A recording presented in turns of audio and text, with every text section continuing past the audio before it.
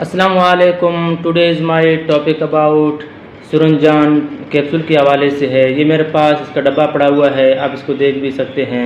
ये सौरंजान कैप्सूल का काम क्या है, ये सौरंजान कैप्सूल को किस किस बीमारी के लिए यूज़ किया जाता है और ये सौरंजान कैप्सूल को किस मर्ज़ के लिए इस्तेमाल किया जाता है। सौरंजान का जड़ी बूटी भी कुदरती होता है और ये इसके कैप्सूल्स होते हैं, आप इसको तस्वीरों को भी देख सकते हैं। सौरंजान शीरिन जिसको कहा जाता है, सौरंजान शीरिन जड़ी बूटी का काम क्या है और ये सौरंजान कैप्सूल का काम क्या है और ये सौरंजान किस किस बीमारी के लिए यूज़ किया जाता है और ये सौरंजान के कैप्सूल, सौरंजान की जड़ी बूटियों को किस किस मर्ज़ के लिए यूज़ किया जाता है। आप इन तस्वीरों को भी देख सकते हैं। मेरे पास सौरंजान कैप्सूल पड़ा हुआ है और ये सौरंजान कैप्सूल का काम क्या है, इसका इंडिकेशन, इसके रिएक्शन, इसके डोजेस के बारे में मैं आज आपको समझाऊंगा। तो बराए मेहरबानी सौरंजान कैप्सूल के बारे में समझने के लिए या फिर सौरंजान की जड़ी बूटी के बारे में समझने के लिए आप मेरे इस वीडियो को आखिर तक देखें और आज़म मेडिकल यूट्यूब चैनल को सब्सक्राइब करें, क्योंकि मैं हर रोज़ नए मेडिसिन के बारे में, हर रोज़ नए डायग्नोसिस के बारे में आपके लिए वीडियोज़ अपलोड करता हूँ। यह सौरंजान का कैप्सूल है और सौरंजान शीरिन का जड़ी बूटी भी आता है। आप इन तस्वीरों को भी देख सकते हैं। सौरंजान शीरिन का जड़ी बूटी है। इसी जड़ी बूटी को कूट के ये कैप्सूल बनाया गया है कंपनी वालों ने। तो ये जो है दर्द, जोड़ों के दर्द के लिए बेहतर है। रूमाटिक यानी कि हड्डियों के जोड़ों के दर्द के लिए, हड्डियों और जोड़ों में दर्द होता है, यूरिक एसिड की वजह से धंस जाते हैं, आप इन तस्वीरों को भी देख सकते हैं। और जोड़ों हड्डियों में दर्द की वजह से, रगड़ाने की वजह से, यूरिक एसिड्स की वजह से रगड़ाते हैं। हड्डियों जोड़ों में दर्द के लिए और कमर के दर्द के लिए, कंधों के दर्द के लिए, गर्दन के दर्द के लिए, स्पाइनल कॉर्ड के दर्द के लिए, साइटिका नर्व दर्द के लिए और हड्डियों की टोनियों, हड्डियों की जोड़ों जॉइंट्स के लिए और हड्डियों की वीकनेस के लिए, हड्डियों की कमज़ोरी के लिए इस सौरंजान शीरिन कैप्सूल को इस्तेमाल किया जाता है। और ज़्यादातर ये सौरंजान की कैप्सूल को साइटिका नर्व के लिए यूज़ किया जाता है, यानी कि साइटिका नर्व को कहते हैं र्कलनेसा। इसको ज़्यादातर र्कलनेसा के लिए यूज़ किया जाता है। र्कलनेसा साइटिका नर्व को कहते हैं, आप इन तस्वीरों को भी देख सकते हैं।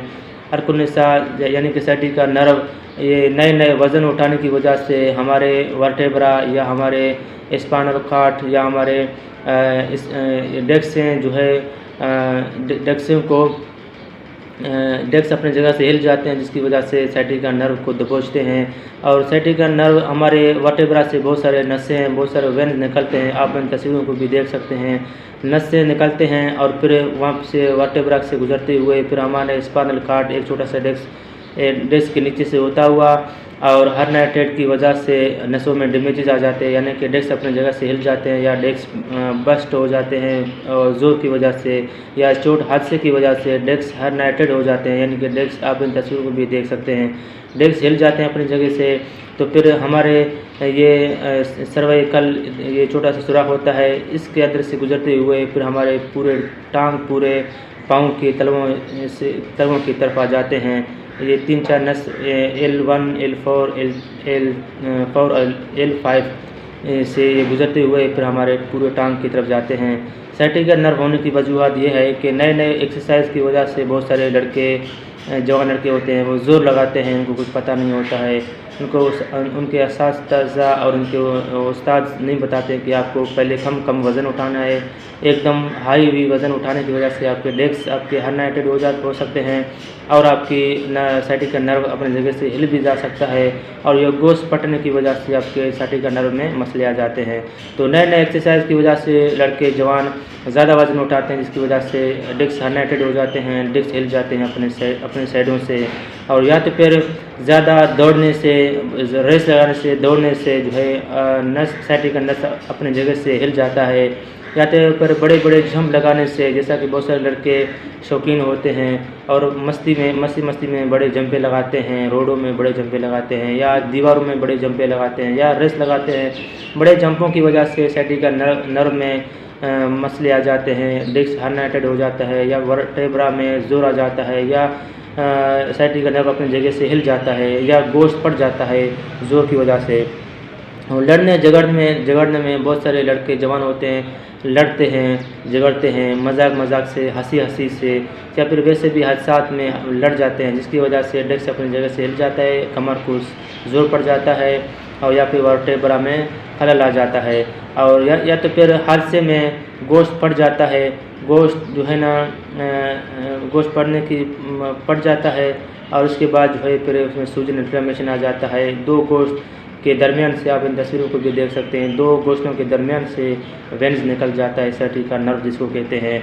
और एक्सीडेंट्स में चोट लगते हैं, एक्सीडेंट्स में बहुत सारे बंदे गिर जाते हैं, रोड की बाउंड्रीज में जाके लग जाते हैं, या कच्चे देहातों में गिर जाते हैं, या पक्के रोडों में गिर जाते हैं, जिसकी वजह से जोर लगते ही उनका सर्टिकल नर्व सेट से आउट हो जाता है, या हर्निएटेड डिस्क हो जाती है, या डिस्क में खिंचवा आ जाती है, या वर्टेब्रा में कोई प्रॉब्लम्स आ जाती है। और इसके बाद जो है एक्सीडेंट में, हादसे में जो है इसे प्रॉब्लम्स आ जाते हैं सर्टिकल नर्व में। तो ये सर्टिकल नर्व के लिए इसको यूज़ किया जाता है, इस कैप्सूल को। इसका नाम है सौरंजान कैप्सूल। और अगर आपको मेरा वीडियो अच्छा लगे तो बराए मेहरबानी मेरे इस वीडियो को अपने दोस्तों को फेसबुक में, व्हाट्सएप में शेयर करें। शेयर करने से आपके दोस्तों को भी इल्म की इजाफी हो जाएगी। हो सकता है आपके दोस्तों को, आपके फ्रेंड्स को, या आपके घर वाले किसी भी मेम्बर के हो सकते हैं आप इसका कोई सर्टिकल नर्व का मसला हो। सर्टिकल नर्व जो है एक साइड, यानी कि पाँव का एक साइड से नर्व का ब्लॉकेज हो जाना, क्योंकि नर्व जब बंद हो जाता है, वेन जब ब्लॉकेज हो जाता है, तो फिर आपका पूरा पाँव बिल्कुल सूख जाता है, खुश्क हो जाता है, आपको चलने फिरने में दुश्वारियाँ आ जाते हैं। बहुत सारे लंगड़ते हुए आपने बहुत सारे बंदों को देखे हैं, मर्द हो, औरत हो, जवान हो, बच्चा हो, आपने लंगड़ाते हुए बहुत सारे बंदों को देखा है। ये है सर्टिकल नर्व्स के हवाले से। तो आप इसको, मेरे इस वीडियो को ज़्यादा से ज़्यादा शेयर करें। अगर आपको ऐसा कोई मालूमात दरकार हो तो आप कमेंट करें, मैं कमेंट पे इंशाल्लाह आपको जल्द से जल्द जवाब दे दूँगा। शुक्रिया, अपना ख्याल रखिएगा। अल्लाह हाफ़िज़।